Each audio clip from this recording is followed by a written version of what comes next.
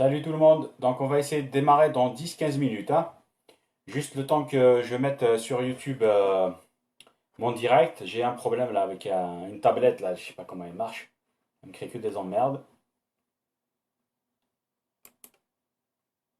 Là je vais bientôt après le confinement, je vais acheter du bon matériel, mais là pour l'instant je suis bloqué. Partager maintenant, non, je sais partager sur une page. Voilà, là je vais partager sur une de mes pages.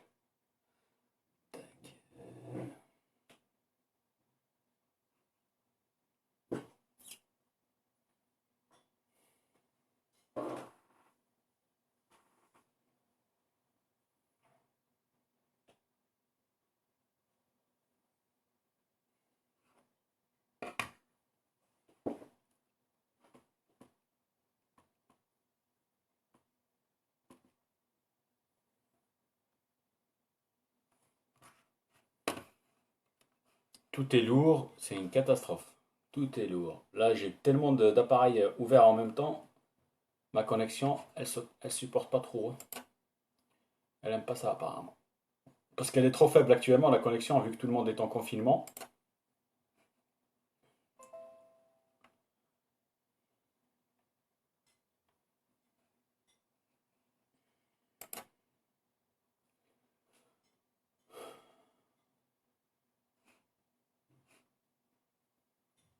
Allez, ça c'est bon.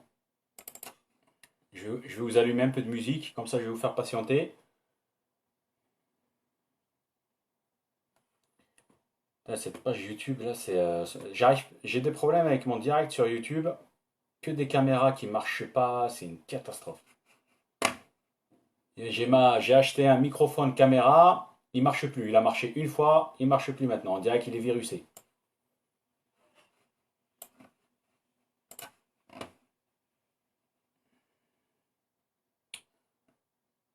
J'espère que vous m'entendez tous, hein. Donc mettez-moi des pouces, hein, pour me dire que vous m'entendez tous. Donc là, on va commencer dans une petite. Il est quelle heure là? 14 heures. Il n'est pas 14 heures, c'est quoi cette histoire? C'est tous les 16 heures. Il est 16h10. On va essayer de commencer à 20. D'accord? Donc vous m'excusez, je vous prie d'attendre un petit peu.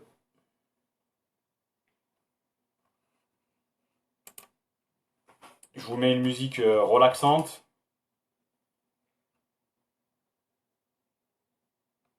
Ah, Valère, ça va? Là, Valère, je suis un peu pris là, donc pour ça. Valère, t'as parlé de mon travail à ton collègue là qui travaille avec toi? Quand je t'avais dit, il va aimer, hein? Donc fais-moi de la pub, hein?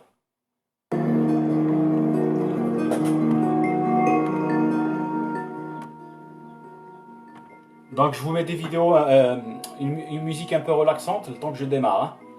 Là, vous me laissez juste le temps de démarrer mon direct sur YouTube aussi, parce qu'il y a du monde sur YouTube qui nous attend. Mais j'ai beaucoup de problèmes, j'arrive pas à le démarrer, hein. Donc profitez de la musique, c'est juste la preuve que tout marche bien. Après, on démarre. Salut Mounir. Passez au direct. Allez. Salut tout le monde, salut tout le monde. Là, j'ai 4 appareils en même temps qui sont allumés, plus l'ordinateur, hein. Donc j'ai plusieurs écrans à regarder en même temps, donc c'est compliqué, hein.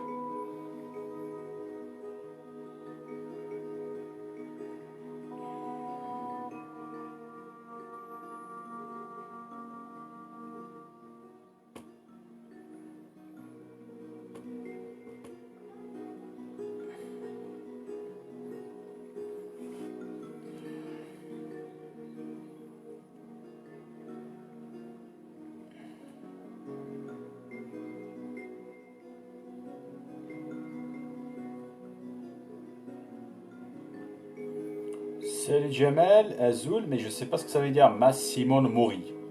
C'est quoi ça?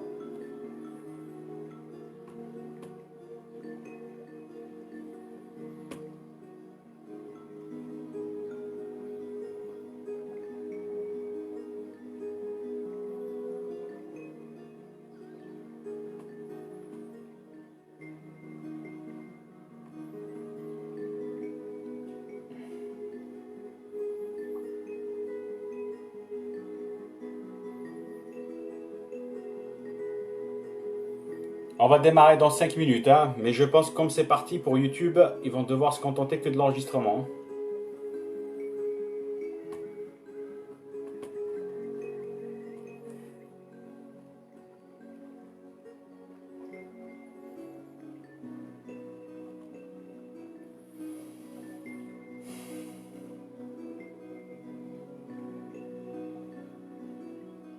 Ah d'accord, ok. Ok Jamel, pas de souci.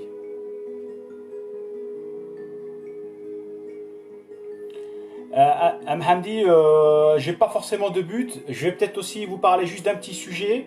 Donc je vais vous laisser me poser des questions si vous voulez, en économie, finance, assurance, tout ce que vous voulez, politique, etc. Mais je vais essayer peut-être pour démarrer de vous dire pourquoi. Je vais pas trop en parler parce que je vais parler dans d'autres vidéos plus clairement. Mais je vais essayer de vous expliquer pourquoi je suis autant censuré par autant de demandes. Voilà.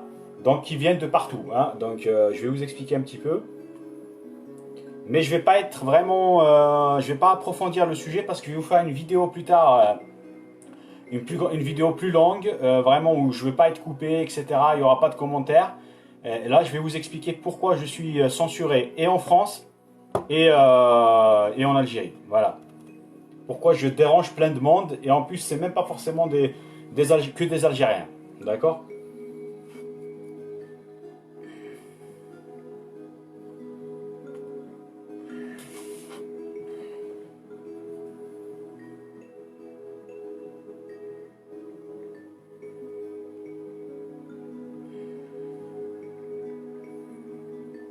Mais préparez vos commentaires. Mettez pas tout de suite vos commentaires. Préparez vos commentaires. Et quand on... Salut Jamal Slimani.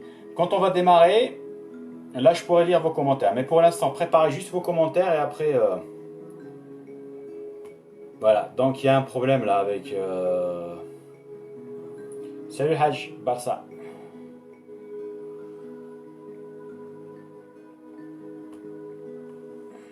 Ah, je crois que ça va marcher. Enfin, j'espère. Hein, je sais pas. C'est en train de charger. Non, ça marchera pas. Bon, mon public de YouTube va être dégoûté, mais voilà. Mais je pense qu'il y a un truc, hein. Je pense que je dois être bloqué, je dois être piraté, il y a un truc. Parce que c'est pas normal que ma caméra elle marche plus d'un coup sur tous les ordinateurs. Bon, on va l'éteindre. Hein.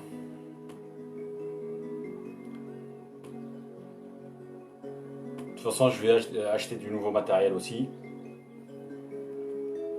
C'est pas des petites emmerdes comme ça qui vont m'arrêter. Hein.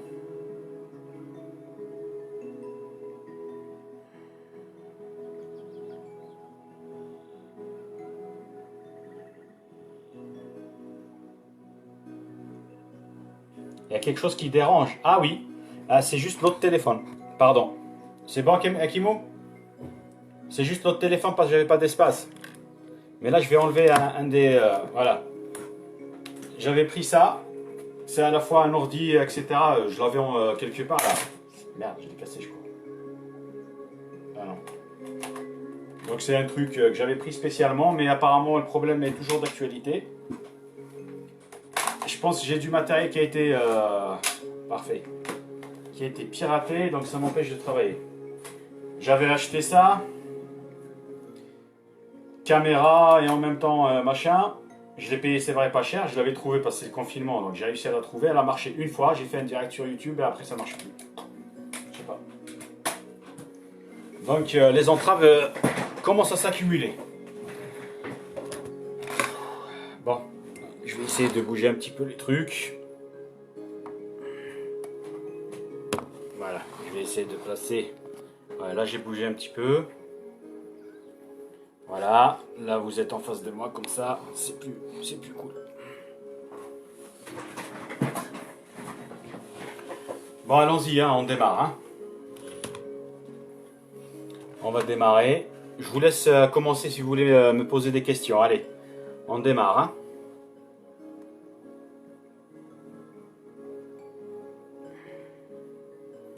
Je suis en train de faire le tour pour voir.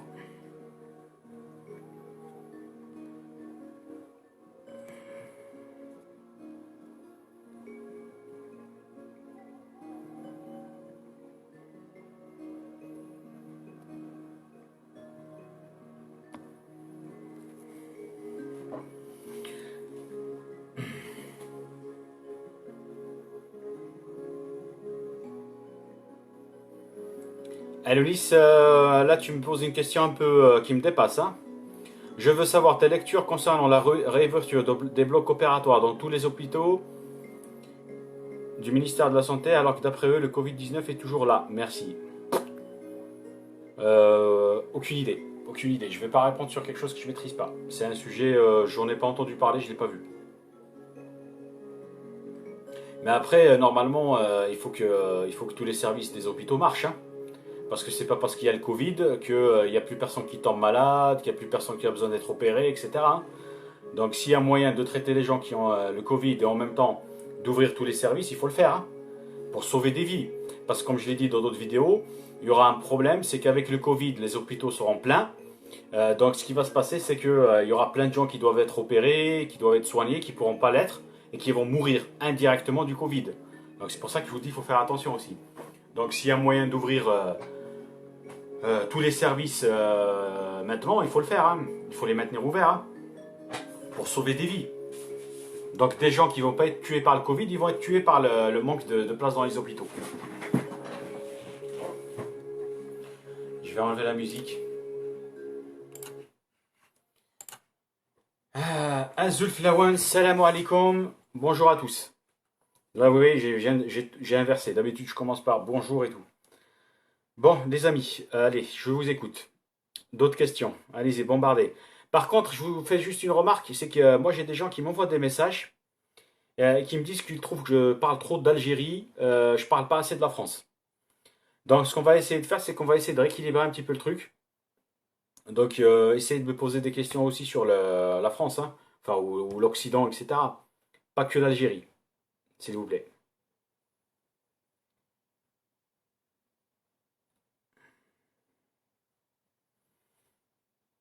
Là, je vous cache pas que je suis dégoûté de ne pas pouvoir faire mon direct en même temps sur YouTube.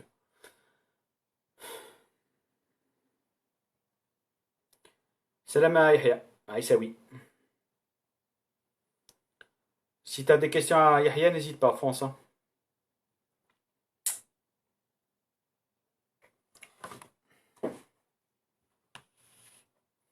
Donc, je vais vous parler d'un truc que je sais pas, pour ceux qui sont sur Facebook avec moi, ils ont dû le voir. Pour d'autres, peut-être vous n'êtes pas sur Facebook. Euh, sur ma page, là, je ne l'ai pas partagé, je crois, une de mes pages. Je ne sais pas si vous avez vu ce qui s'est passé. Je vais vous parler de deux types de censure que je subis actuellement, qui sont très graves, qui sont aussi dégueulasses. C'est pour ça que, voilà, donc là, je suis en train de prouver petit à petit que ce que je dis, que le fait que je suis censuré et emmerdé depuis 14 ans, c'est une réalité. D'accord? Je vais poser le stylo parce qu'il fait trop de bruit. Donc, je sais pas si vous avez vu, mais il y a un groupe Facebook qui s'appelle Montpellier Politique. C'est un groupe énorme ici à Montpellier. Je crois qu'il a plus de 10 000 suiveurs, etc., qui participent et tout. Donc je mets d'habitude mes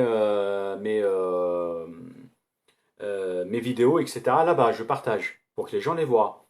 Et apparemment, il y a le gestionnaire du groupe, il a lui-même mis un commentaire que j'ai partagé sur Facebook. Il a reçu plein de demandes pour qu'on enlève mes vidéos de ce groupe-là. D'accord? Donc il y a des gens, salut Youssef Djabri. Donc il y a plein de gens qui sont dans le groupe Montpellier politique qui voulaient me censurer à mort. Voilà. Donc comme je vous l'ai dit auparavant, hein, je dérange plein de monde ici à Montpellier, toute origine confondue, d'accord. Parce que mon discours dérange. Ok. Donc il y a certains pour s'attaquer à moi, ils m'accusent de ce qu'on appelle le prosélytisme manichéen. Qu'est-ce que c'est que le prosélytisme manichéen? C'est quand quelqu'un, soi-disant, prêche une idée religieuse, une religion, où il dit tout simplement, toute personne qui n'est pas d'accord avec moi, c'est un méchant. Et ceux qui sont avec moi, c'est des gentils. Voilà, donc je divise le monde en deux catégories. Ceux qui ne sont pas d'accord avec moi, qui sont les méchants, les hommes à abattre, et ceux qui sont d'accord avec moi, qui sont les gentils. Donc, voilà, c'est très dégueulasse de leur part, ces gens-là.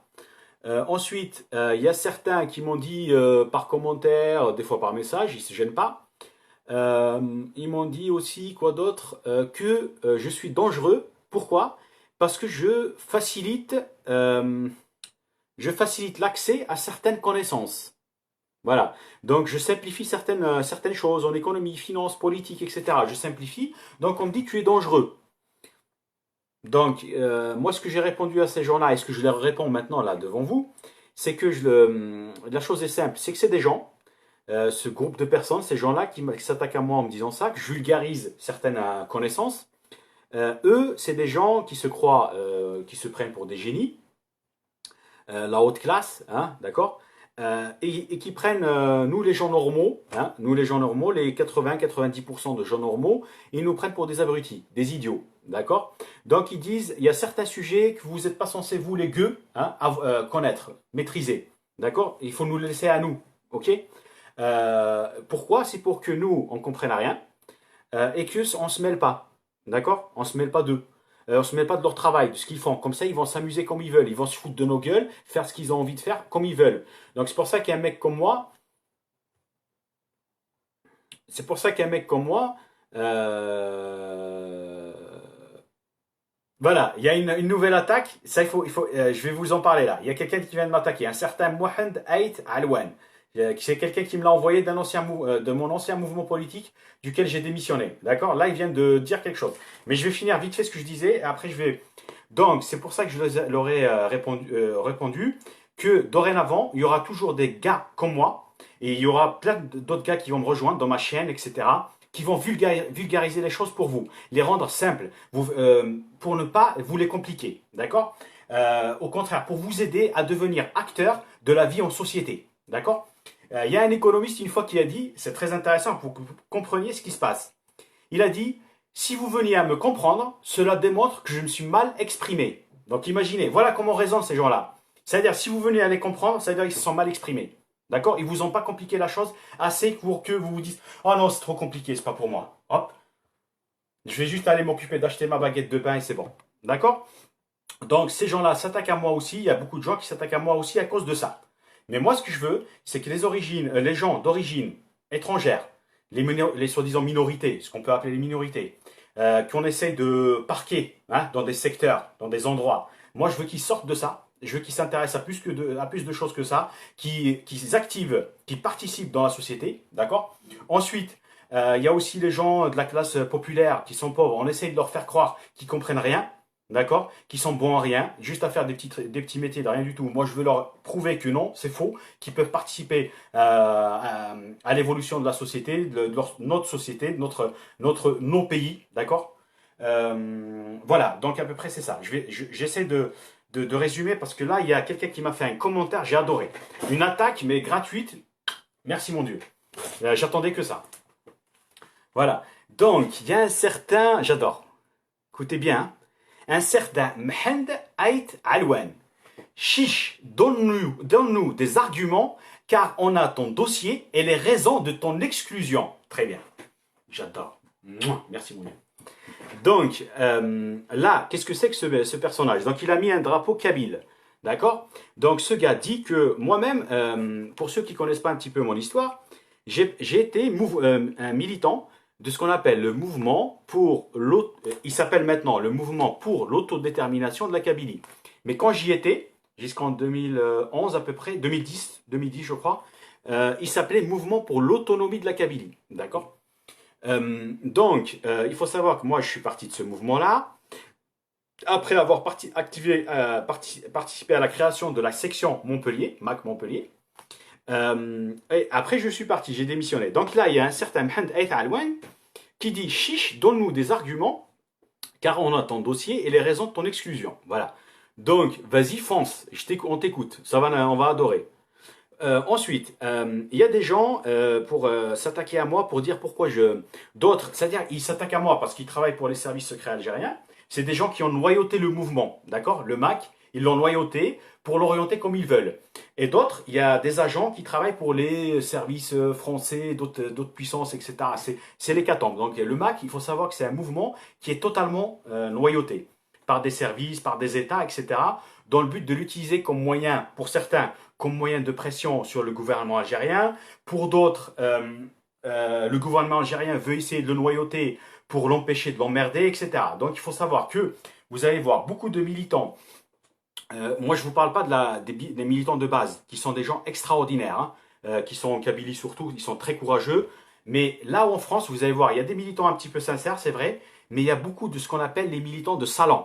Donc, c'est des gens qui font du business, d'accord? Ils sont payés par des puissances, etc., pour faire passer des idées, pour noyauter le mouvement, l'empêcher de bouger réellement, de faire du bon boulot, d'accord? Servir des intérêts serviles, dégueulasses, sales, d'accord? Donc, c'est pour ça que ces gens-là vont essayer de salir à chaque fois des militants sincères. Comme je vous l'ai dit avec l'opération qui a été faite par les services au temps de la guerre d'Algérie, il y a eu une grosse opération qui a été organisée par les services français dans le but d'éliminer les éléments sincères, les vrais éléments du FLN au temps de la guerre d'Algérie. Donc ils avaient utilisé une stratégie, c'est qu'ils essayaient de leur coller des images négatives pour ensuite faciliter leur assassinat, etc. Voilà. Donc ils font exactement le même travail. Ils ne font que recopier. Donc, il y a certains qui m'ont accusé, et c'est très intéressant, il faut vraiment s'y intéresser, comme quoi j'aurais milité au sein du MAC, parce que quand j'étais encore au bled, hein, j'étais au bled jusqu'au août 2009. Donc, vers 2007-2008, je ne sais plus exactement, j'aurais adhéré au MAC dans le but de demander un visa d'installation ici en France pour quand j'arrive, je vais demander, apparemment, je vais demander soi-disant, comment il s'appelle un truc réfugié politique ou je sais pas quoi là. Le problème, pourquoi moi je vais aller m'amuser à demander un machin réfugié politique, puisque j'ai la double nationalité, ah mais j'ai eu la double nationalité bien avant que le MAC ne soit créé. J'ai toujours eu la double nationalité moi, par ma mère, puisque ma mère elle est née en France. Donc à l'âge de 18 ans, on m'a donné la nationalité française. Je l'ai eu parce que ma mère, un an avant, elle avait fait les démarches parce qu'elle est née en France. Elle a fait les démarches, elle a eu la nationalité. Donc automatiquement, ça s'est fait automatiquement. 6 mois après ou je sais pas quoi, on m'a attribué la nationalité française. Donc j'ai la double nationalité française et algérienne. Donc pourquoi je vais faire un truc genre militer dans le but d'avoir des papiers que j'ai déjà. J'ai pas. Après moi au départ quand j'ai vu ça, je me suis dit, qu'est-ce que c'est que ces gens-là? Donc après j'ai compris, ils font un travail, c'est comme ils créent des mensonges, ils créent des trucs, c'est des gens sales, voilà, il ne faut pas s'attendre à de la sincérité chez eux ou etc. Donc je vais bouger les commentaires parce que je crois que ça bouge plus. Je vais peut-être voir si Mahand. Faux, le Mac porte ça et t'es pas parti. On t'a exclu, j'ai un dossier sur toi. Partage-le avec nous, bordel, petit voyou. Partage-le avec nous. Ah, t'as vu? Walid Alili. C'est quoi ces accusations? Non, mais c'est des agents, ils travaillent pour les services secrets algériens, etc. T'inquiète, c'est des gens qui prennent du pognon. Tu es un mercenaire, tu es envoyé par la DST. Moi, je travaille pour la DST. Pour dévoyer le Mac de son vrai objectif. Elle est bonne celle-là. Ouais, ma jolie. Bon, écoute, nous on t'attend pour partager le dossier que tu as, parce qu'on vient bien rigoler. Par contre, j'espère pour toi que tu existes. Hein. Mohamed Alouane ou je sais pas quoi, que c'est vraiment ton nom, parce qu'on va te retrouver. Je vais te retrouver. Hein. D'accord? Voilà, donc on va revenir à mon public. Là, je pense qu'il n'a rien compris. Mon public, il y a mon public là de France qui a dû rien comprendre à ce qui se passe. Voilà, donc je vous dis ça à peu près comme ça. Donc sachez que je suis quelqu'un qui gêne beaucoup. Pourquoi? Parce qu'on m'a toujours reproché ma sincérité. En ce qui concerne mes idées politiques, économiques, elles n'ont jamais dévié, elles n'ont jamais changé. D'accord? Mes idées économiques, où certains, il y avait un certain moment, m'accusaient d'être un communiste ou je sais pas quoi. Vous allez dans mes anciennes pages, vous tapez sur Internet mon nom, etc. Il y a mes articles en économie qui vont sortir. Comme par hasard maintenant, avec cette crise, il y a plein de gens qui sont d'accord avec moi. D'accord? On va dire que le gars ici en France que vous connaissez tous certainement et qui est le plus proche de mes idées, c'est Arnaud Montebourg par exemple. Et bien moi, ces idées-là qui véhiculent actuellement, je les avais il y a plus de 10 ans, ces idées-là. D'accord? Je les avais partagées avec vous. Ok? Vous allez les voir sur Internet, elles sont très présentes. Voilà. Donc après, comme je vous disais, je vais vous faire après une vidéo spéciale, très très intéressante où vous allez comprendre. Pourquoi depuis 14 ans maintenant, plusieurs services de sécurité, plusieurs personnes, organisations, il y a l'international nazi, il y a plein de choses. Ils se sont tous, on va dire, ligués contre moi, un truc de fou. Ça m'a impressionné quand j'ai vu ça, quand j'ai découvert ça, ça m'a impressionné. Je vais vous expliquer pourquoi. Pourquoi ici en France, il y a l'international nazi, ces petites merdes là, de satanistes ou je sais pas quoi, qui m'ont emmerdé, qui m'emmerdent toujours. Pourquoi il y a des militants infiltrés, et ils sont très nombreux, au sein de mon ancien mouvement politique, qui ont toujours été en mission contre moi. Il y avait une autre catégorie de personnes, je ne sais plus qui c'était. Je voulais pas. Oui, après il y a le gouvernement algérien aussi, cela va de soi, hein. Après il y a le gouvernement algérien. Donc j'ai trois catégories, très intéressant, trois catégories d'adversaires qui en apparence sont différents, qui se sont attaqués à moi depuis maintenant 14 ans. Ok. Et après, dans cette vidéo-là spéciale, je vais vous expliquer pourquoi, quel est leur objectif et pourquoi ces gens-là, ces trois personnes, servent exactement le même intérêt. Gouvernement algérien, militants infiltrés du MAC de différents services et l'international nazi, les différents satanistes, je sais pas quoi de merde là.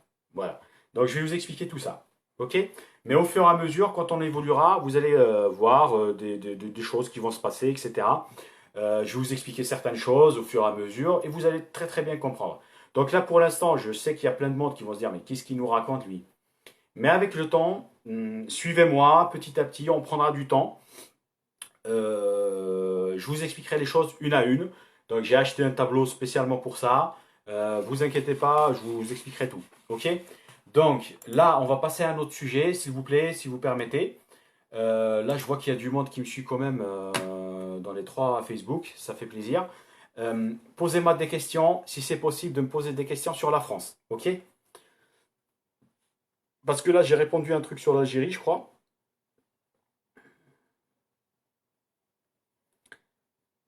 Mais en tout cas, je voudrais que vous sachiez, donc vous ne soyez pas étonnés, si vous voyez qu'il y a beaucoup de monde qui s'attaque à moi, qui essaye de me décourager, qui essaye de casser mon travail, etc. Parce que c'est des gens, beaucoup, je gêne beaucoup de monde. Beaucoup de monde qui font du business, pour certains, en politique. Je gêne beaucoup de monde qui vous mentent, qui vous compliquent les choses, juste pour pouvoir garder le gâteau pour eux. Voilà, donc c'est pour ça, ne soyez pas étonnés, parce que là, je suis très très attaqué, c'est une catastrophe. Je suis très attaqué, on essaie à tout prix de me faire taire. Donc, ne soyez pas étonnés si vous voyez ça, d'accord? Il y a beaucoup de mensonges, il y a beaucoup de machins, ils vont tout faire pour essayer de casser mon image, essayer de casser mon travail. Donc, ne soyez pas surpris, ok? Bon, donc, moi, je compte sur vous pour que vous soyez ma communauté, celle qui me défend, d'accord? Celle qui va, lorsque je suis attaqué, n'hésitez pas à me défendre. Quand vous avez des questions ou vous êtes dépassé par certaines attaques parce qu'elles seront basées sur du mensonge, sur du machin, envoyez-moi des messages, envoyez-moi des mails. Dites-moi, qu'est-ce qui se passe? Raconte-nous, on n'a pas compris. D'accord?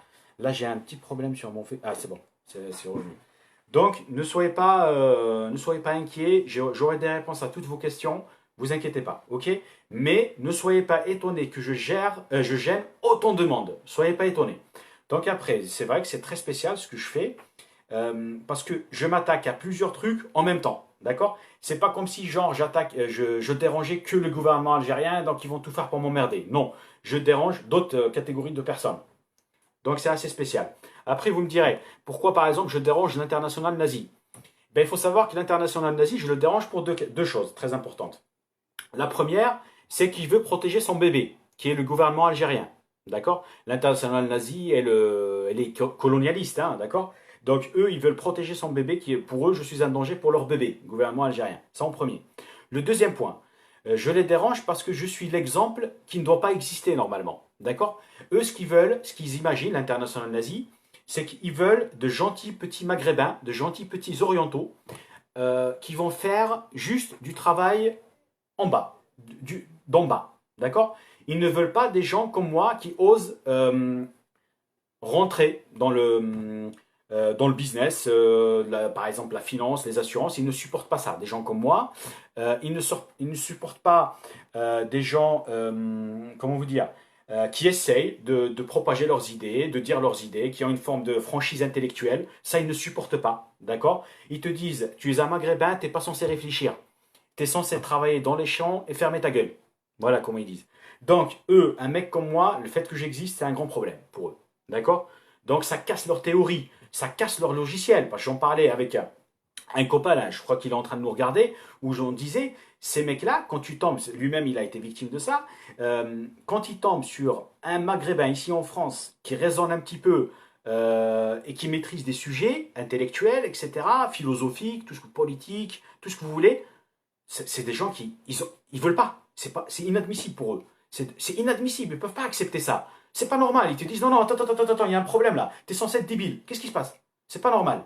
Vous voyez ce que je veux dire? Donc je parle avec passion, c'est juste pour que vous sachiez ce qui se passe, d'accord? Mais je vous dis des vérités petit à petit. Je vais avoir des invités qui vont vous raconter des choses, qui vont vous ouvrir les yeux sur plein de choses, d'accord? Voilà.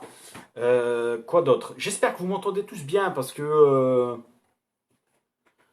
voilà. Donc qu'est-ce que je voulais aussi aborder? Donc ça c'est bon. Donc comme je vous disais, vous inquiétez pas, avec le temps, je vous ferai une grosse vidéo, enfin grosse, je ne vais pas dépasser 30 minutes, avec un tableau où je vais vous énumérer tous mes adversaires, tous ces gens-là qui veulent à tout prix me faire fermer ma gueule, parce que je gêne, par mes vérités, surtout parce que je suis, d'accord. Il y en a certains qui me reprochent d'être né, d'accord, ou d'être toujours vivant, c'est pas normal à leurs yeux, d'accord. Donc c'est pour ça que c'est un peu chaud.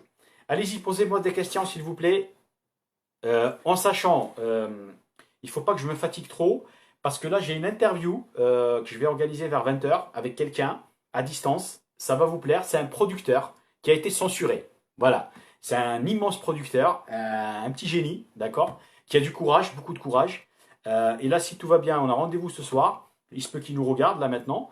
Donc, on va faire une belle interview ensemble, lui et moi. Il va nous raconter un petit peu ses déboires, ses difficultés, aussi ses réussites. Et il va aussi vous donner des conseils pour les gens d'origine étrangère, etc. Ou voilà, peu importe, qui ont des gens qui sont en bas, l'échelle du bas, d'accord, qui ont envie de réussir dans leur projet. D'accord. Donc ça va être génial. Donc si ça se passe bien, s'il tient parole, si on fait notre émission. Moi d'habitude, j'aime pas annoncer les émissions tant qu'elles ne sont pas faites, mais je le fais pour vous faire plaisir, pour vous dire pourquoi je ne dois pas trop me fatiguer. Donc on fera une interview. Je ne vais pas la partager avec vous de suite parce qu'il y a un petit travail à faire, voilà. Mais je suis sûr que c'est une interview qui va vous plaire, un truc de fou. Voilà. Après, si vous faites partie des gens qui souhaitent être interviewés, n'hésitez pas. Moi, ce qui m'intéresse aussi, c'est les entrepreneurs d'origine étrangère. Peu importe votre origine, hein, vous n'êtes pas obligé d'être un nord-africain seulement. Vous pouvez être oriental, vous pouvez être européen en général. Mais le fait que vous soyez d'origine étrangère et si vous avez réussi à créer une entreprise, à créer une association, et vous voulez nous parler de votre travail, de votre réussite, peut-être vos échecs aussi, euh, notre chaîne vous est ouverte. D'accord? Donc n'hésitez pas à me contacter. S'il y a des mecs du bled aussi qui veulent nous parler de leur travail, de leur réussite aussi au bled. Parce qu'il y a des gens qui réussissent chez nous au bled quand même. D'accord? Il y a des gens qui se sacrifient, qui travaillent pendant des années pour réussir certaines choses. Donc pourquoi ne pas en parler aussi? Donc ma chaîne aussi vous êtes ouverte. D'accord?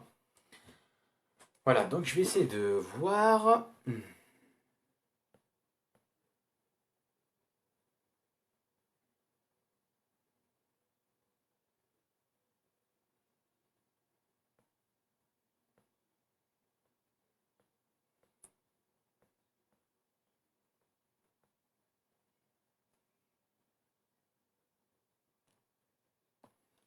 Donc il y a Kimu Tairi. Je vais essayer de lire ton commentaire. Je pense qu'il est bon avec ta question.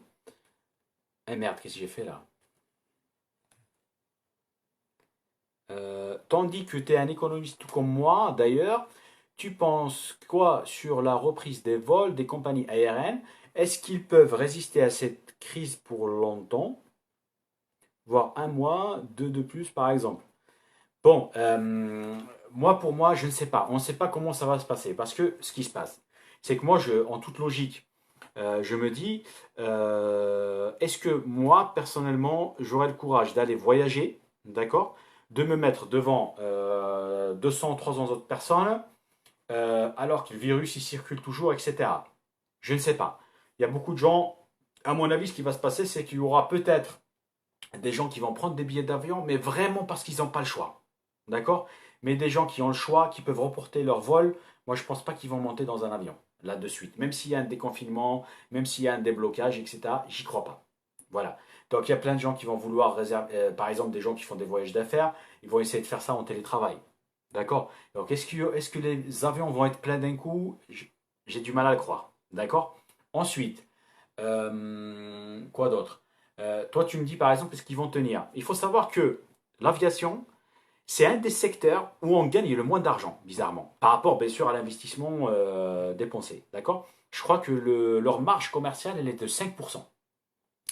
Il y a même des États qui sont arrivés à un point où ils subventionnent les billets d'avion, d'accord? Pour permettre aux compagnies de résister, de se développer, d'accord? Par exemple, il y a eu un problème avec le Qatar, qui était accusé par certaines compagnies d'être subventionné par l'État du Qatar, donc de pouvoir faire des billets moins chers que ceux des autres compagnies. Et les autres compagnies disent, c'est pas qu'on se gave, c'est que nous, notre problème, on peut pas baisser notre prix au-delà d'un certain niveau parce qu'on ne gagne rien. Vous voyez ce que je veux dire? Donc c'est très très compliqué parce qu'ils ont de très grosses charges. Bon, si un avion coûte plusieurs dizaines de millions d'euros, si ce n'est pas des centaines, non, plusieurs dizaines de millions d'euros, d'accord? Après, donc le problème des compagnies, c'est qu'elles ont des charges fixes très très très lourdes. La plupart des compagnies louent leurs avions, d'accord? Elles le prennent en location ou elles ont un gros crédit à payer, d'accord? Donc que l'avion marche, roule ou pas, le loueur, il en a rien à foutre. Lui, il veut que tu le payes. Point. D'accord? Il y a le kérosène qui coûte très cher parce que ça bouffe. Les avions bouffent le kérosène. Ça bouffe beaucoup. Quoi d'autre? Ils ont d'autres charges. Il faut payer les salariés, il faut payer. Salut Hassan! Il faut payer tout ça. D'accord? Donc leurs charges sont très très élevées. Donc, si elles veulent survivre, à un moment donné, elles n'ont pas le choix. Il faut qu'elles redémarrent. Mais c'est vrai que là, le fait que là maintenant il y a eu un confinement, je crois qu'il a duré, ça fait 2 3 mois dans certains pays, hein, d'accord? Donc, est-ce qu'elles vont tenir? Moi, je pense que beaucoup de sociétés ne vont pas tenir, d'accord? Celles qui vont tenir, c'est obligatoirement les sociétés, on va dire, publiques, ou sinon les sociétés où tu as l'État qui est un actionnaire majoritaire ou un gros actionnaire. Donc ils vont être subventionnés parce que l'État ne peut pas se permettre de ne pas avoir de compagnie aérienne. C'est stratégique, d'accord? Il faut permettre aux gens de voyager. Donc celles qui vont résister, c'est celles qui sont, on va dire, soutenues par l'État. Parce qu'elles sont publiques ou parce que l'État, c'est la seule compagnie qu'ils ont et qu'il faut vraiment la garder, d'accord? Donc celles qui sont privées et qui vont devoir se débrouiller toutes seules, il y en a beaucoup qui vont se casser la gueule, moi je pense, hein. Et tu me dis, est-ce qu'elles vont tenir 2 mois de plus? J'ai du mal à le croire. D'accord? Parce qu'ils ont des trucs à payer. Comme je vous ai dit, le loueur, il en a rien à foutre. Lui, il va te dire, attends, moi tu me payes. Mon avion, il prend de l'âge. Moi, si tu l'aides, en plus en sachant qu'il y a un souci, parce que moi je ne savais pas. Moi je pensais que les avions, c'était comme les voitures. Tu ne l'utilises pas, ça veut dire qu'il ne s'abîme pas. Donc il dure plus longtemps. Mais en fin de compte, non. Un avion, il faut le faire marcher. Sinon, il s'abîme. D'accord? Donc c'est l'effet inverse d'une voiture. Une voiture, c'est-à-dire moins elle a roulé, plus elle sera chère dans le marché de l'occasion. Alors que là, les avions, c'est le contraire. Les avions doivent rouler, doivent bouger, enfin, rouler, doivent voler. D'accord? Donc c'est pour ça qu'il faut vraiment faire attention. C'est pour ça que les loueurs, ils vont être sans pitié. En disant, écoute, c'est pas parce que tu l'utilises pas non, non, moi tu me payes ou tu me rends mon avion, ou je sais pas, on va voir ce qu'on va faire, mais en tout cas tu payes. Voilà. Voilà, j'ai donné mon avis à Kimou. Donc je pense pas qu'elles vont tenir longtemps. Les seules, ce sera celle que l'État voudra. Merci Hassan. Ce sera celle que l'État voudra sauver. Voilà, c'est les seules qui vont survivre. Salut tout le monde.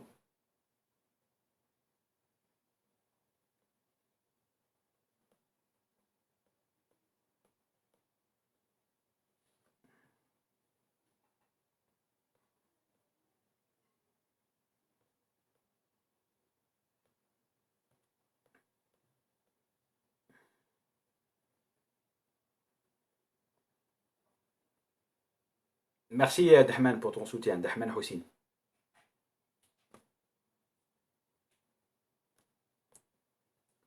Voilà, une nouvelle accusation de Mohamed Alouane. Tu es payé par la DST. Donc, pour ceux qui ne savent pas ce que c'est que la DST, c'est les services étrangers, je crois, services secrets français de l'étranger, ou un truc comme ça.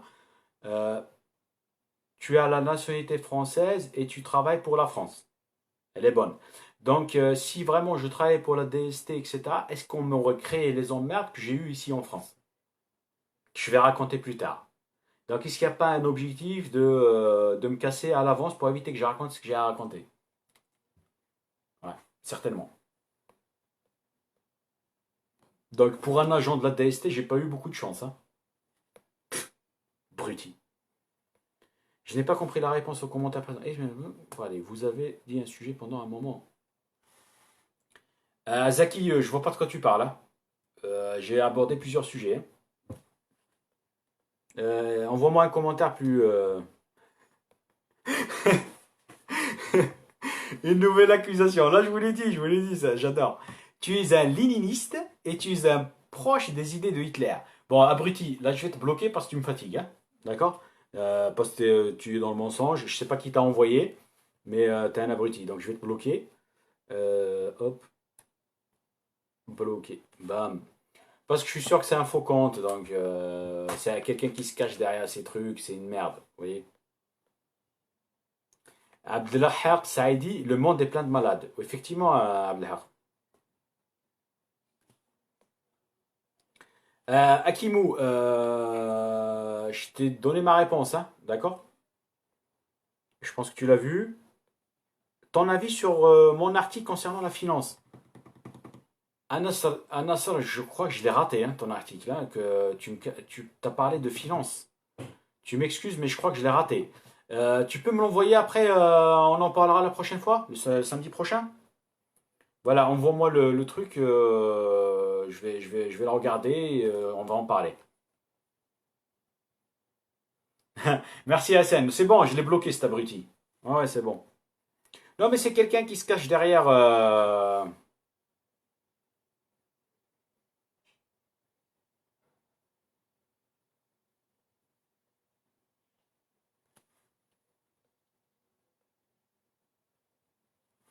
Ah, Amazir Nassaddin qui me demande quel est ton avis sur le Hirak et son actualité. Moi, ce que je pense, c'est que l'État, il se croit malin parce que qu'est-ce qu'ils font? Ils sont en train de mettre en prison, là, ils profitent de ce qui se passe, là, le fait qu'il y a le confinement, il y a le ramadan et tout. Ils sont en train d'en profiter pour mettre plein de gens en prison, d'accord? En espérant que le fait de mettre tous ces gens-là en prison, ça va faire peur à tous les gens et qui vont pas oser, dès qu'il y aura le déconfinement, dès que l'histoire avec le coronavirus va se calmer, les gens ils vont pas oser sortir dehors. D'accord. Le Hirak va pas reprendre. Donc ce qu'ils font, c'est une stratégie toute simple, c'est qu'ils repèrent les meneurs, ils repèrent les gens sincères, les gens qui sont capables de faire quelque chose, qui sont écoutés par les gens, et ils les mettent en prison. D'accord. Donc ils ont commencé avec les grands, tels que Rachid Nekez, ils ont commencé avec Karim Tabou et plein d'autres. Hein. Il y en avait d'autres, j'oublie Samir quelque chose, j'ai oublié son nom, etc. Donc là maintenant, ils descendent un peu plus bas, donc ils s'attaquent aux gens qui sont capables d'influencer 500, 1000 personnes. D'accord. Ils les mettent en prison. Parce que eux, ils se préparent. Ils ont reçu des rapports des différents services secrets, services de police, etc., qui leur ont dit attention, les gens sont très en colère. Dès que le corona va se calmer, coronavirus, ils vont revenir en force. Le Hirak va revenir en force. Qu'est-ce qu'ils font? C'est qu'ils font un nettoyage du départ. Donc, tous les meneurs, tous les gens qui sont capables de bouger les choses, de mettre un truc sur Facebook et de pousser les gens à sortir avec eux, eh ben, ils essaient de les mettre en prison. D'accord. Mais, d'une façon ou d'une autre, ils peuvent faire ce qu'ils veulent. À force, ils ne pourront pas mettre tous les Algériens en prison. D'accord. Donc, d'une façon ou d'une autre, le Hirak va reprendre, qu'il le veuille ou pas. D'accord. Parce que le Hirak a commencé avec une mission, c'est révolutionner l'Algérie, la changer totalement. D'accord. En faire un véritable État démocratique où il y aura une véritable liberté. Il y aura une véritable justice. Donc, ils ne pourront jamais arrêter ça. Ils peuvent faire ce qu'ils veulent, ils peuvent se chauffer comme ils veulent. Bof, voilà. C'est mon avis à Mazir, Nassaddin. J'espère que j'ai répondu à ta question. Il y a Razak RH qui me dit vous êtes qui? J'ai raté le début, merci. Bon, moi pour moi, je suis un gars, un citoyen qui a un peu d'expérience dans la vie, etc. Que ce soit politique, militantisme, que ce soit en économie, dans le business, etc. Et qui essaie de vous faire profiter un petit peu de mes idées, d'accord? Je suis pas là pour me présenter à des élections. Je suis pas là, voilà. Donc moi, ce que je veux faire, c'est vraiment, comment dire, c'est vous faire profiter de mes idées. Je ne suis pas parfait, mes idées ne sont pas forcément parfaites, elles sont à améliorer, donc je compte sur vous pour m'aider à les améliorer, d'accord. Quoi d'autre? C'est tout. Après, Arzak RH, ce que j'explique, c'est que je dis, je vous préviens à l'avance, je gêne beaucoup, beaucoup de monde et qui viennent de... voilà, vu que je suis en France, que je m'intéresse au business en France, que je m'intéresse à ce qui se passe en France, et qu'aussi je m'intéresse à ce qui se passe en Algérie, etc. Donc je gêne beaucoup d'intérêt, beaucoup de monde. Donc c'est pour ça que je vous dis, ne soyez pas surpris si vous voyez beaucoup d'attaques contre moi et des censures. D'accord? Ne soyez pas du tout surpris. Là par exemple, il y a, là pour que vous sachiez, là il y a un groupe Facebook qui s'appelle les Kabyles de Montpellier. Eh ben, je sais que c'est un maquiste, je crois, qui gère ce compte. Eh ben, jamais, au grand jamais, il n'a jamais accepté une de mes publications. Voilà. Donc vous comprenez la censure, le niveau de la censure, sans parler de Montpellier politique, etc. Donc il y a des gens qui veulent à tout prix m'étouffer. Ok. C'est tout ce que je disais à Alzar dans RH. J'espère que j'ai répondu à ta question. Ton avis sur les révoltes de 2019 liées à l'économie et sur les révoltes qui viendront après le corona. Mais quel pays, Amazir Nasruddin? Je ne sais pas, dis-nous de quel pays tu parles. Parce que révolte de 2019, tu me parles du Hirak ou celle qu'il y a eu par exemple au Liban. Donc j'attends ta réponse. Hein. Bon, je vais essayer de répondre sur...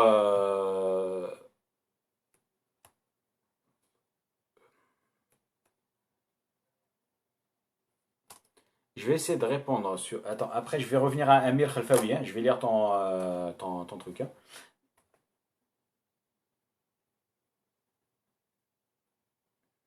Ok Hassan, mais pas aujourd'hui. Aujourd'hui, je suis.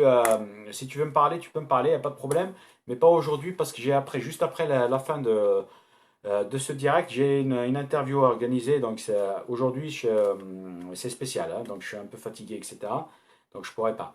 Mais demain ou après-demain, il n'y a pas de problème. Ok Hassan? Les révoltes qui viendront après le corona, il y aura des révoltes partout dans plein de pays. Pourquoi? Parce que malheureusement, même des États sérieux euh, qui essayaient un petit peu de travailler avant, eh ben, ils pourront pas résister au confinement. Demain, Inch'Allah, ok, demain, Inch'Allah, Hassan, il n'y a pas de problème. Donc, ils ne pourront pas résister à la crise qui vient, qui a été causée par le corona. Quand même, un confinement, ça veut dire quoi un confinement? C'est-à-dire que les gens, ils ne travaillent plus. L'économie, elle ne marche plus comme avant. Elle marche au service minimum. Donc, il n'y a plus d'argent qui rentre.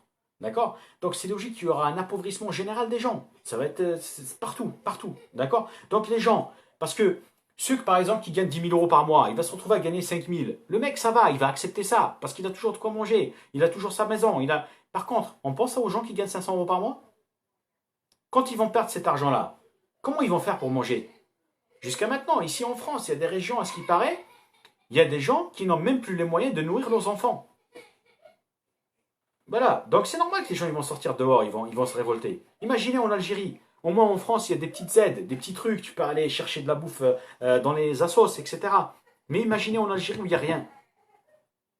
Donc c'est normal que les gens ils vont se révolter. Je les comprends très bien. Hein. Eux, ils vont pas comprendre que l'État ne fasse pas son boulot. Déjà que la vie était très dure pour tout le monde, même pour moi, hein, pour certains qui pensent que la vie est simple pour moi, même pour moi elle est compliquée. C'est des combats que je fais dans mon business, etc. Dans mes business. Je lutte, hein, moi aussi, hein, au quotidien. Voilà. Donc, moi-même, j'ai vu une baisse de mon chiffre de 20-30%, je crois. J'essaie pas de faire des calculs, c'est pour éviter de faire une dépression, mais c'est 20-30% hein, facilement. Après le déconfinement, nous on espère pouvoir reprendre un petit peu, mais je pense pas parce que je dépends beaucoup du secteur du bâtiment, des commerces qui sont mes clients et des secteurs du secteur de l'automobile. Je dépends beaucoup de ces secteurs-là. Et le problème, c'est que c'est les plus touchés actuellement. Et même la reprise, elle va être extrêmement lente. Donc voilà, donc je ne suis pas le seul à être dans ce cas-là. Voilà, donc c'est ça. Moi, mes clients qui sont restaurateurs, qui sont assurés chez moi, par exemple, ben il y en a plein les pauvres, ils vont pas pouvoir résister, ils vont devoir fermer. Donc c'est des clients que je perds.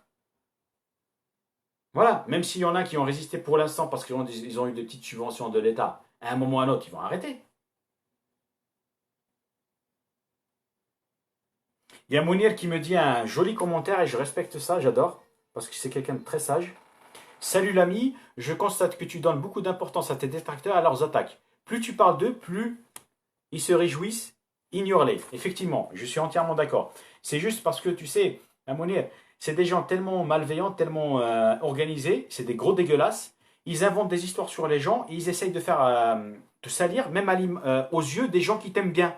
Et à un moment, à un point où même les gens qui t'aiment bien, ils se disent, mais ils doutent, tu vois. Donc c'est pour ça que je voulais en parler comme ça, vite fait. Mais en même temps, je ferai une vidéo spéciale où je vais expliquer qu'est-ce qui se passe, qui sont ces emmerdeurs, pourquoi on m'emmerde. Comme ça, je la poste sur YouTube. Peut-être je ferai un article aussi que je posterai. Et comme ça, à chaque fois qu'il y aura des gens qui seront, qui me soutiennent, etc., qui verront, qui seront, on va dire, il y aura des gens mauvais qui tenteront de les influencer en négatif sur moi, ben, je les inviterai à aller voir ma vidéo, ils comprendront. Voilà. Donc, voilà. Mais moi, je fais partie de ceux qui pensent que il faut se défendre face aux attaques. Parce que si tu te tais, c'est là que leurs attaques vont prendre de l'ampleur et de la puissance. Tu vois. Donc, c'est pour ça. Mais je te remercie. C'est un très beau conseil. Je sais qu'il y en a qui se réjouissent. Parce qu'ils pensent que parce que tu leur réponds, donc ils t'ont touché, ils t'ont fait du mal. Tu vois. Mais réellement, ils m'ont pas fait de mal. J'en ai rien à foutre d'eux. Moi, ce que je veux pas, c'est que des gens qui me soutiennent doutent de moi. Voilà, c'est tout. Parce que j'ai un travail de longue haleine à faire. Il y a des gens qui comptent sur moi. Il y a des gens qui attendent à ce que j'apporte la véritable sincérité, de la vérité. D'accord. Donc, je veux pas que ces gens-là doutent de moi en écoutant, enfin, en se faisant influencer par des voyous. Voilà. Des voyous de toutes les races. Après, je vous expliquerai.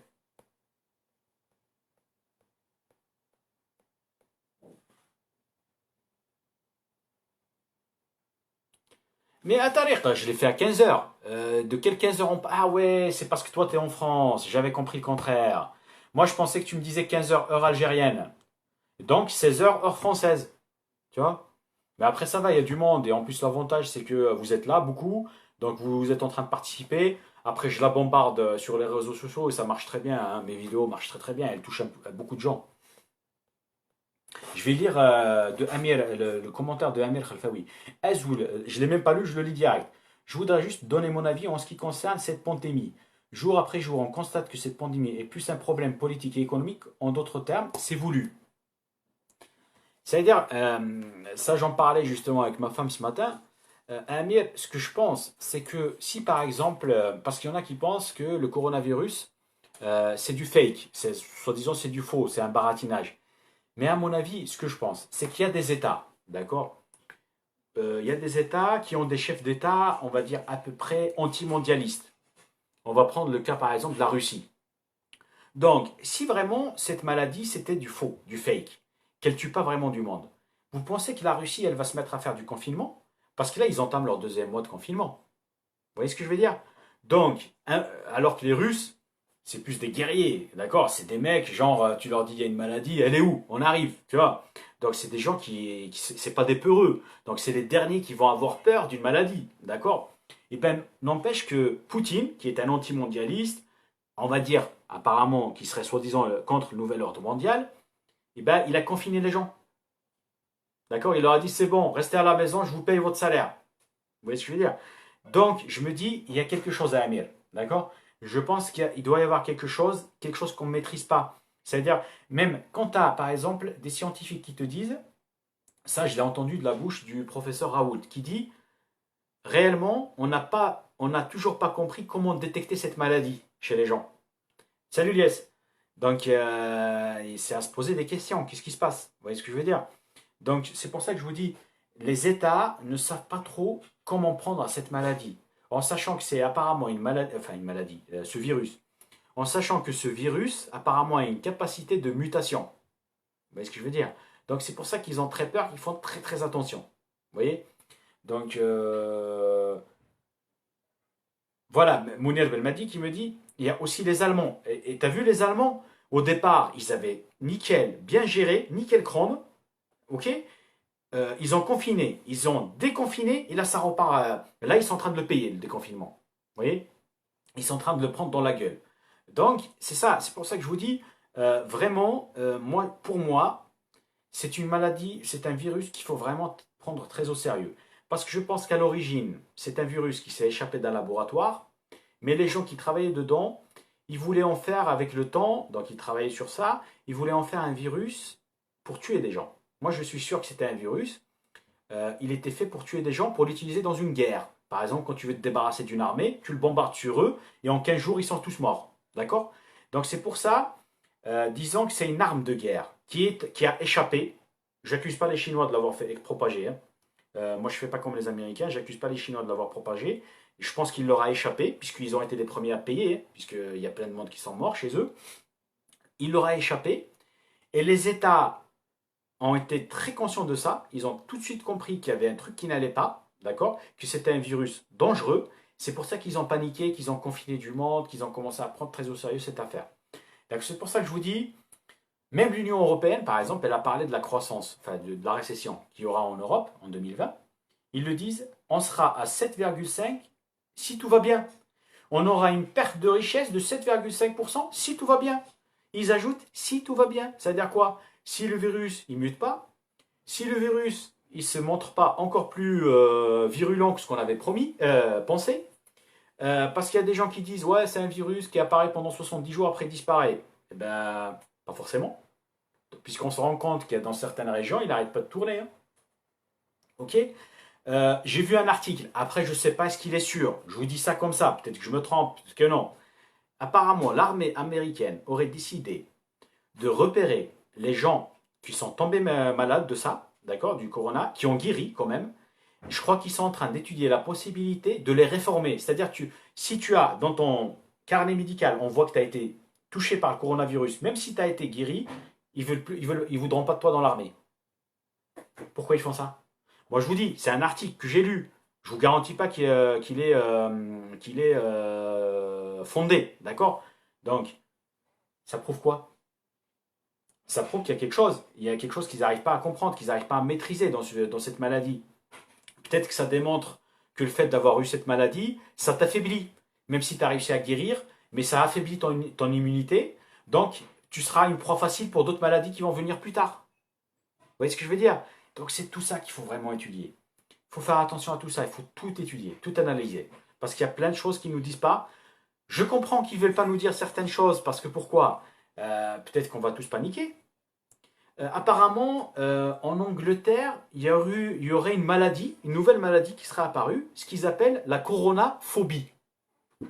C'est quoi ça, la coronaphobie? Eh bien, c'est quelqu'un qui a peur d'être touché par cette maladie. Eh bien, il devient dingue, il reste à la maison, il ne veut plus sortir. Vous voyez ce que je veux dire? Donc ça, en sachant qu'ils ne nous ont pas dit grand-chose sur cette maladie. Donc imaginez qu'il y ait vraiment des choses graves à savoir sur cette maladie et qui commencent à nous en parler. Donc ce fameux coronaphobie, ça va donner un grand problème, hein. Vous voyez, donc c'est tout ça que je vous dis. Il y a vraiment des choses à étudier, hein. Donc c'est pour ça, il faut vraiment qu'on fasse très très attention. Ok. Voilà. Je me demande à quoi s'attendre lundi, la reprise. À Mounir, moi, ce que je pense, c'est que moi, je vais venir, hein. Donc, je pense qu'on se verra là-bas. Mounir, c'est un gars qui a un commerce pas loin de mon agence. Même pas loin, juste à côté, hein. Ce que je pense à Mounir, moi, dans mon cas, je vais venir pour que mes clients voient que je suis là, hein. Je vais ouvrir le rideau, etc. Ils voient qu'on n'est pas en faillite, etc. Que je suis là. Pour les rassurer. Peut-être il y a des gens, ils auront besoin de me voir, venir me voir juste vite fait, me dire salut, voilà. Donc je vais le faire exprès. Mais je ne m'attends pas à revenir à l'ancienne activité que j'avais avant où tu as le téléphone qui sonne tout le temps. Tu vois, je ne m'attends pas à ça, hein. Là, je le vois, j'ai mon téléphone qui est allumé. C'est rare que je reçoive des appels, hein. Donc, ce que je me dis, moi, je me dis le 11 mai, je vais reprendre un petit peu mon activité, mais je réagir, comme je l'ai dit à quelqu'un de ma famille, comme quelqu'un qui vient de sortir de prison et qui sait qu'il va bientôt pas tarder à y retourner. Vous voyez ce que je veux dire? Donc, je vais essayer de profiter à max cette nouvelle liberté qu'on nous donne. Mais moi, ce qui me fait peur, c'est que je pense ça va se passer comme en Allemagne. Ils vont nous déconfiner, on va respirer un petit peu, mais je pense qu'au bout de quelques semaines, ils vont voir que ça part en cacahuète, que les hôpitaux recommencent à être débordés. Et là, ils vont nous dire, rebolote, rentrez chez vous, bougez plus. Je m'attends à ça, personnellement. D'accord. Donc, je sais pas. Voilà à quoi je m'attends. Je m'attends pas à une grosse reprise dans l'économie, puisque comme je l'ai dit à Mounir, moi, je dépends beaucoup du secteur automobile. c'est les gens qui achètent des voitures qui s'assurent chez moi, du bâtiment, de l'immobilier. Eh ben, c'est mort, l'immobilier. Les gens, ils changent pas d'appartement, etc. Ils achètent pas. Je dépends secteur du bâtiment. J'ai des clients chez moi qui sont assurés en décennale et tout. Ben, il y en a beaucoup qui voulaient démarrer leur business ou qui ont besoin de s'assurer pour faire des chantiers. Ben, ils ne le feront pas parce qu'il n'y a plus de chantier, ou en tout cas très peu. J'ai des commerçants qui sont clients chez moi, des restaurants, des machins. Mais il y a des restaurants qui vont plus voir l'utilité d'ouvrir. D'autres qui vont remarquer qu'au bout de quelques mois, c'est mort. Pourquoi? Parce que les gens, ils veulent plus venir manger au resto, ils préfèrent se faire livrer. Et même question livraison, ils vont pas beaucoup travailler. Donc le marché, il va se rétrécir, hein, le marché de l'alimentation. Donc c'est pas tout le monde qui va survivre. Et bien pour moi, c'est une très mauvaise nouvelle parce que j'ai des clients restaurateurs qui sont assurés chez moi. Vous voyez? Donc moi je pense qu'il faut s'attendre à quoi? C'est là, il va y avoir une réouverture, ok, de l'économie, mais il faut s'attendre à une reprise très très molle et il faut s'attendre à une baisse de chiffres pour tout le monde. On va tous se le prendre dans la gueule. Voilà. À part peut-être ceux qui sont un petit peu sur Internet ou je sais pas quoi, qui font de la vente à distance sur Internet, peut-être qu'eux ils vont pas subir. Non, même eux ils vont subir puisque les gens ils vont pas avoir autant de sous qu'avant, donc ils vont consommer moins. Donc non, non, on va tous le prendre dans la gueule, j'en suis sûr.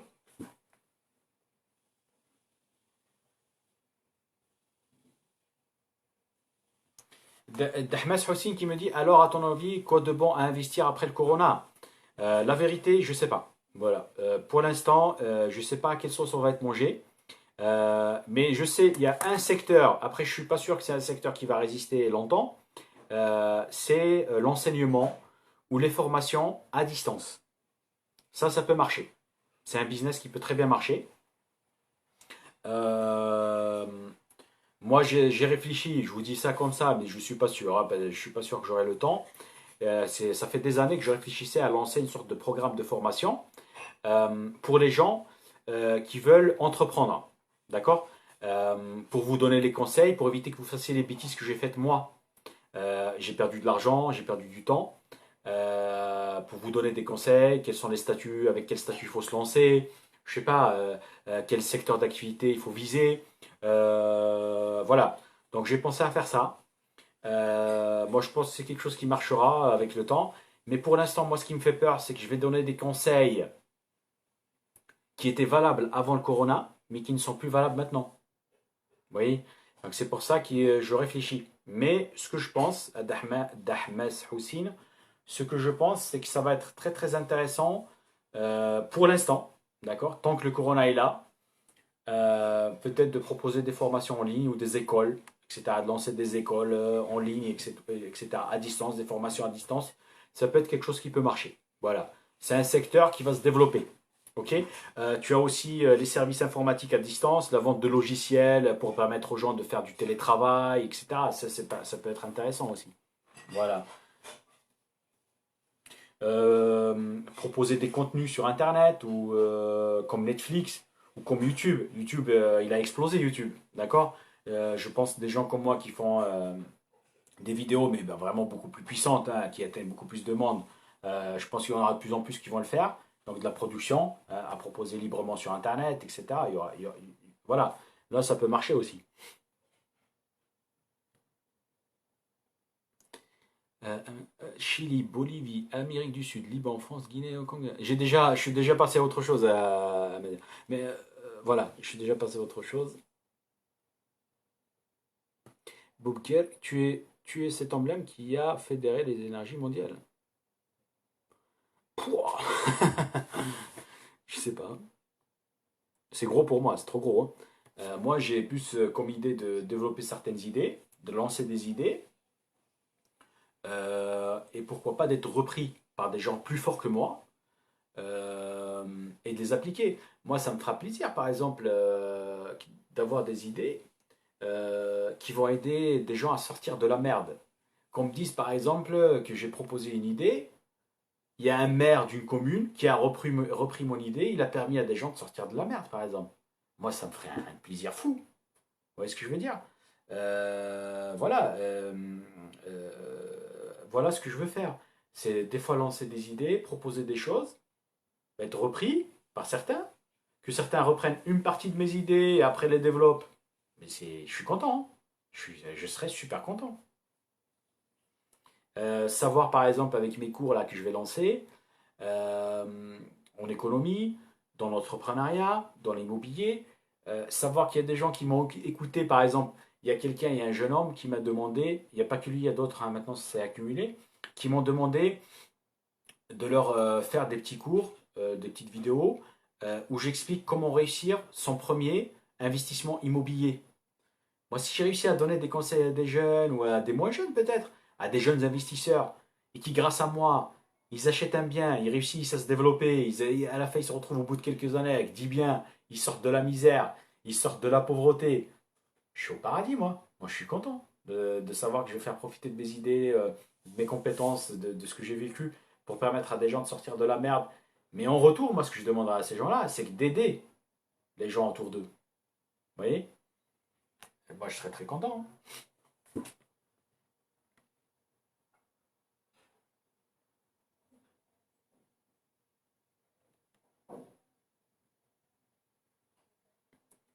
Voilà, donc on me demande de parler sur. Il y a Rimas Haddad, c'est ça, Rimas Haddad qui me dit ton avis sur les conséquences économiques de l'Arabie Saoudite. Moi, qu'est-ce que vous voulez que je vous dise? Bon, la baisse de pétrole, etc. Bon, l'Arabie Saoudite, elle a une force. À ce qui paraît, son pétrole, il n'est pas cher à produire, d'accord, à extraire. Donc, je crois qu'il coûte juste quelques dollars. Donc, même s'ils le vendent à 20-25 dollars, ils s'en sortent. Mais le problème de l'Arabie Saoudite, c'est qu'elle est comme l'Algérie. Elle dépend beaucoup des revenus pétroliers. D'accord? Donc, le fait qu'il y ait une grosse baisse, leur budget, ils vont le sentir. Donc, l'Arabie Saoudite va s'appauvrir. Et là, elle dépend aussi beaucoup du Hajj. À la Mecque, ils font des dizaines, je crois, de milliards de dollars chaque année grâce au Hajj. Parce que nous, il y a des gens chez nous, parmi nous, qui sont prêts à payer 5 000 € pour juste y aller. Vous voyez ce que je veux dire? Sans compter les dépenses qu'ils vont faire là-bas, en achetant des gadgets, en mangeant un resto, je sais pas quoi. Vous voyez ce que je veux dire? Donc là, le fait qu'il y ait le corona, il n'y a personne qui y va. Donc là, déjà, ils ont perdu beaucoup d'argent. Rien qu'à cause du Hajj, qu'on ne peut pas faire. Ensuite, le fait que le pétrole il a beaucoup baissé, ils vont se le prendre dans la gueule. Donc, le seul petit truc qu'ils ont, c'est que pour l'instant, ils ont la protection de l'armée américaine, puisqu'il y a des bases là-bas. Mais l'Arabie Saoudite, comme je vois, c'est des gens qui ont quand même fait du mal autour d'eux. D'accord? Au Yémen, en Iran, ils ont fait du mal même à l'Iran, hein. Même l'Iran les accuse de leur avoir fait du mal. Donc là-bas, là où ils sont, l'Arabie Saoudite, ils n'ont pas que des amis. Donc quand ils seront affaiblis, il y aura des mecs qui vont vouloir régler leur compte. Vous voyez ce que je veux dire? Donc il faut s'attendre à ce que, moi pour moi, l'Arabie Saoudite, c'est pas un pays stable. Trump lui-même l'a dit. Si je retire mon armée, en 15 jours, l'État saoudien s'effondre. Ça, il l'a dit bien avant l'histoire du Corona, hein. D'accord? Donc, c'est pour ça. Ils sont dans la merde, les Saoudiens. Là, actuellement, comme ils sont, je ne vous parle pas du peuple, je vous parle du système. Ils sont dans la merde, ils le savent, hein.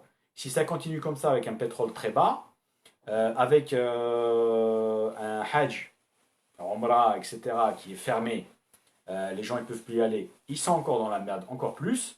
Donc là, oui, oui, ils sont étouffés économiquement, là. Financièrement, ils sont étouffés, hein. Ils subissent, hein, ils le prennent dans la gueule, hein. Voilà. J'espère que j'ai répondu à ta question, Rimes.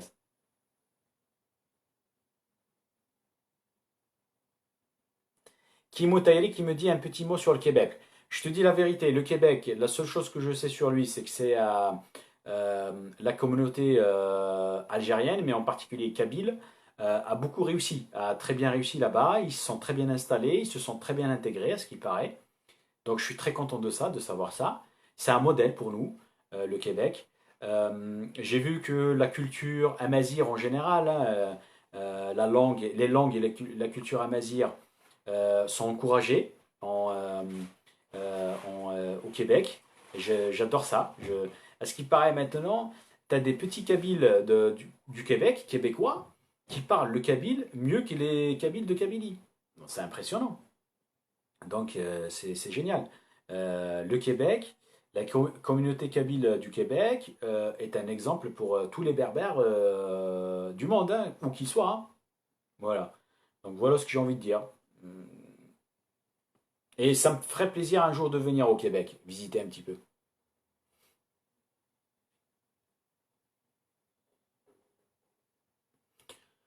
Oui, j'espère à Boubker Gardien d'Ange Morsli.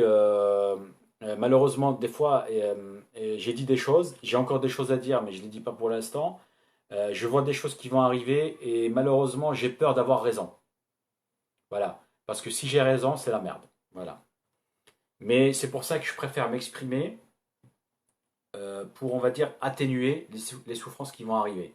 En sachant que je prends un très gros risque, hein. Comme je vous l'ai dit, j'ai pas que des copains. Donc ce qui fait que on va m'emmerder encore plus que d'habitude juste pour me faire taire. D'accord.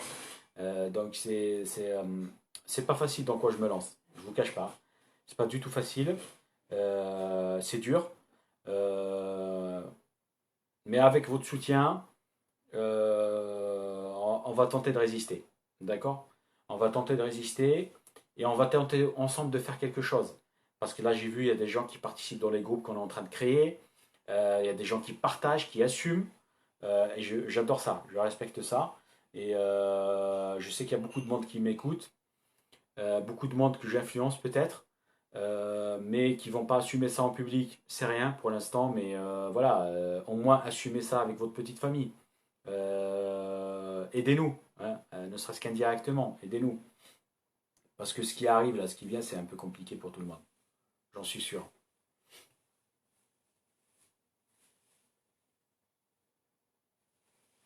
Avec plaisir, Dahmas Hossein.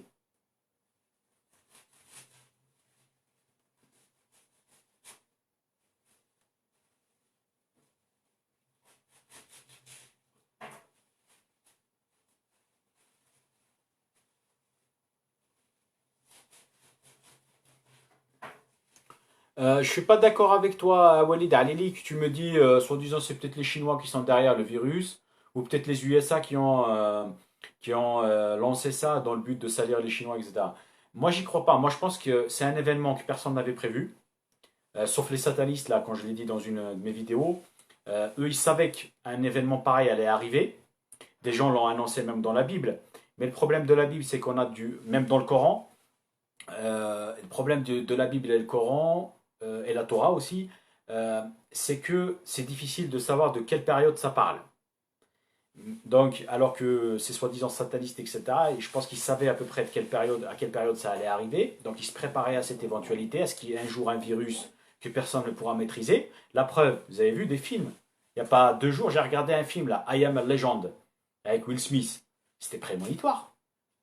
C'était prémonitoire. Il y a eu plein de films sur ça, sur un virus qui dévaste le monde, etc. Donc, ils savaient que ça allait arriver. Ils s'étaient préparés à cette éventualité dans le but de surfer sur ça. Et pour essayer d'imposer leur nouvel ordre mondial, ou je sais pas quoi. Tu vois ce que je veux dire? Donc, que tu me dises que ça vient d'État, qu'ils l'ont fait exprès, j'y crois pas trop. D'accord. Moi, pour moi, ce virus leur a échappé et ils ont perdu le contrôle dessus. Voilà. Il y a mon cousin Salim qui me dit je pense qu'il y a une différence entre le coronavirus de l'Afrique et celui des autres continents. Moi, je pense qu'il se peut qu'il y a quelque chose comme ça, puisque vu que c'est un virus qui mute, d'accord. C'est pour ça qu'ils n'arrivent pas vraiment ils n'ont rien compris à ce virus. Il y a des gens, ils n'ont rien compris à ce virus. Donc, je pense que c'est possible que le virus qui se propage en Europe soit pas le même que celui qui se propage en Afrique. Parce qu'il a muté entre-temps. Il s'est adapté à son environnement. Donc il se peut qu'il sera moins dangereux, comme il se peut que, par exemple en Afrique, pour l'instant, il ne tue pas beaucoup de monde. Mais qu'est-ce qui nous dit qu'à un certain moment, il ne va pas bien s'installer, après il va muter, après il va crever tout le monde. Vu que c'est un virus apparemment qui mute, qui change, qui s'adapte. Voilà. Donc c'est ça, mais moi je suis sûr que c'est ça qui fait peur aux États. C'est le fait qu'ils n'ont rien compris à ce virus. Aujourd'hui il est bleu, demain il est vert. Voilà. Donc c'est pour ça. Je pense que ça doit être ça aussi. Est-ce que ça t'arrive des fois de donner un avis sur une actualité et quelques temps après tu te rends compte que tu t'es trompé? Comme tout être humain, oui. Donc je vous dis ouvertement, il n'y a que les imbéciles qui ne changent pas d'avis. D'accord. Donc je ne vais pas vous dire un avis. C'est pour ça que je vous dis, il y a un grand écrivain qui a dit, j'ai oublié son nom, pardonnez-moi. Euh, les imbéciles sont pleins de certitudes, alors que les gens intelligents sont pleins de doutes. Voilà. Donc, j'espère que je suis une personne assez intelligente, hein, j'espère. Donc, c'est normal que des fois, je peux affirmer des choses, mais je peux me rendre compte quelques jours, quelques semaines, quelques mois après que je me suis trompé, hein, qu'on soit bien d'accord. Hein. Je ne vous dis pas que j'ai toujours raison. Hein. Je ne suis pas là pour faire le prophète. Hein. Voilà. Donc, je suis juste quelqu'un qui est là, qui essaie de réfléchir en direct devant tout le monde, qui veut se créer une communauté de gens qui vont réfléchir avec lui, d'accord, qui vont donner leur avis pour qu'on puisse atténuer les futures merdes qui arrivent. Voilà. J'espère que j'ai répondu à ta question, Amounir.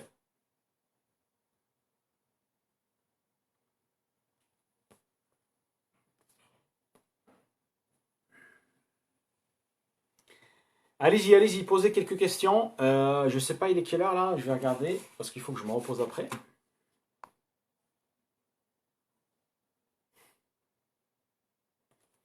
Hamza Daoud, enfin DWD, qui me dit Corona, on connaîtra la vérité dans 100 ans, comme la plupart des grands événements. Dossier déclassé, exact. Exact.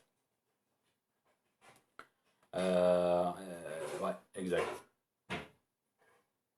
Lorsque les acteurs de tout ça seront morts, qui risqueront plus rien, c'est là qu'on saura les vérités. Ouais.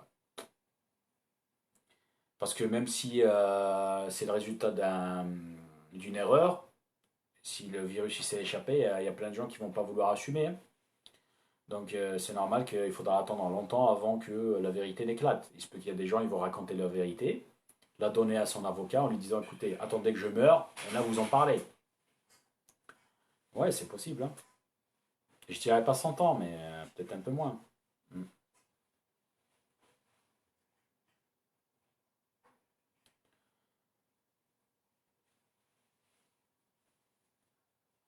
Voilà, donc je vous cache pas que moi-même, je commence à être un peu fatigué parce que je dois préparer aussi mon interview là, comme je vous l'ai dit tout à l'heure.